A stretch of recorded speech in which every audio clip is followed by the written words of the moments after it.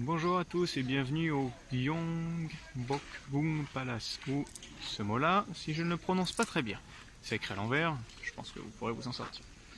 Ce palais a été construit en 1395, oui je sais je triche parce que j'ai la pancarte ici avec toute la description historique du palais.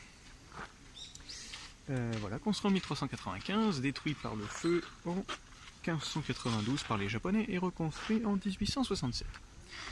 Il a été plusieurs fois réutilisé par les Japonais dans l'histoire parce qu'ils ont envahi la Corée et ils l'ont occupé. Et depuis, depuis 2010, ils font la reconstruction du palais à son origine comme il était, en enlevant tout ce qu'il y avait tous les bâtiments qui ont été construits par les Japonais. Le palais est immense, voilà. Donc c'est le palais royal officiel. Ça ressemble pas mal à la cité interdite, hein. C'est une cité dans la cité.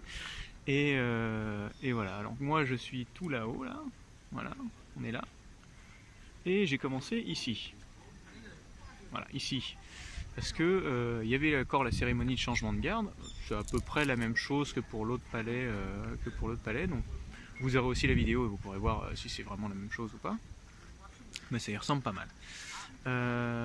Voilà, donc c'est super grand, hein. Donc ici c'est l'endroit où l'empereur recevait ses serviteurs avec le trône ici, etc. Il y avait plusieurs maisons pour lui, pour qu'il reçoive des invités, des salles avec le sol chauffé, ce qui était plutôt pas mal à cette époque.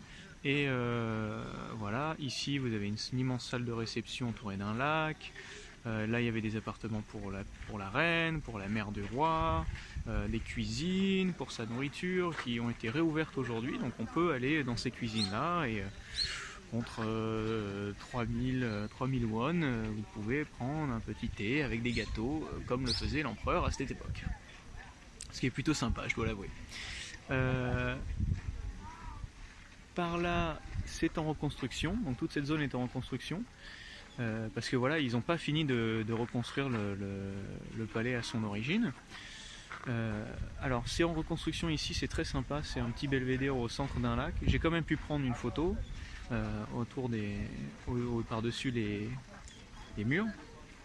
Et ici vous avez un musée avec une immense tour. Alors c'est super génial quand même parce que c'est très très beau, cette tour elle est vraiment très bien. C'est très très joli. Et voilà, pour l'instant j'ai fait toute cette partie là donc. Voilà. Et je vais finir avec ça et redescendre par là pour ressortir. Mais d'abord, je vais vous montrer. Donc ça c'est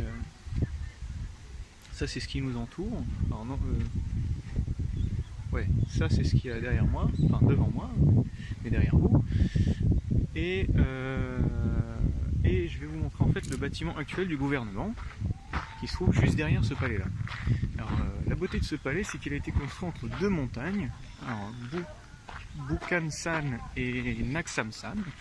Donc du coup le palais du président actuel ou du gouvernement, je sais pas trop bien, se trouve là, et vous avez la vue directe sur Bukhansan, qui est plutôt très sympa je dirais.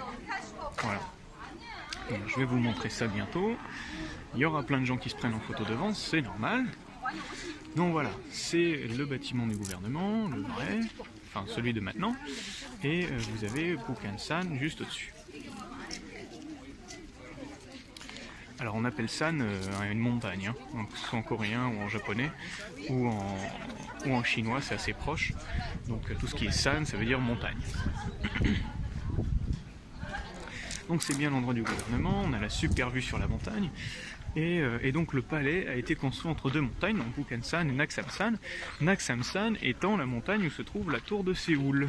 Alors on la voit pas super bien là. Non, on la voit pas. Ah si, on la voit. Parce que je l'ai vu sur l'autre vidéo, donc si vous pouvez peut-être voir par là, juste là, il y a une petite pointe qui sort du sol, c'est là. Ça bas c'est la tour de Séoul, donc c'est là où se trouve la montagne. Et où je vous ai emmené le premier jour de mes visites.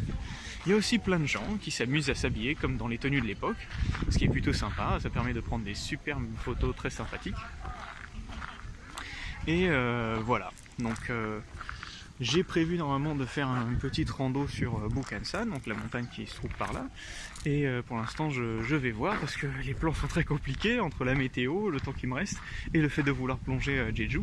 Donc voilà, je vous fais des gros bisous, puis de toute façon je vous tiens au courant, vous saurez bien assez tôt ce qui se passe.